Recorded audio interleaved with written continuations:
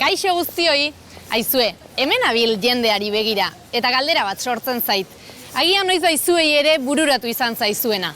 Pertsona bati aurpegira begiratuta jakin aldaiteke zein hizkuntzatan hitz egiten duen?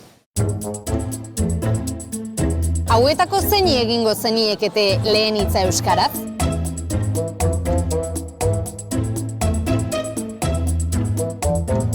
Biri, Lauri, sei horiek denek ulertzen dute euskaraz.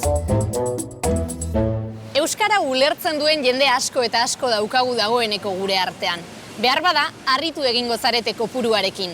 Euskara jakin eta ulertzen dugunok Euskal Herri osoan, batez beste ia erdia gara, 145.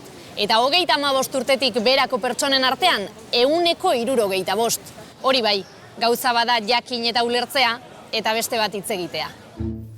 Ze ogion ekarri dezun? Izkineko kindegi berrian erosi dugu. Bai, ni batzutan horre erosi dut. Gainera tipo euskalduna da, urtebetean ikasumen du. Euskalduna, niri beti erderaz egiten dit. Bai?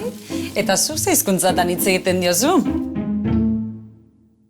Askotan iruditzen zaigu ezezagunek ez dakitela euskaraz, baina denei lehen hitzetik euskaraz egiten hasten zarenean, egoera politak sortzen dira sarritan. Kaixo, egunon. Kaixo, egunon bai. Harriko nazuetako giba mesedez? Ondeado bat? Bai. Aizu, lenguan, honekin, nire da bat txoratu eta joan zan etxera. Zure laba? Zure duta nirekin? Ez. Ez que, oraindik euskara ikasten ari naiz. Bale oso ondo, aizu. Euskaldun guztiok lehen hitza euskaraz egingo bagenu beti, asko aurreratuko genuke. Agur, ondo bizi! Nik euskaraz egingo diet.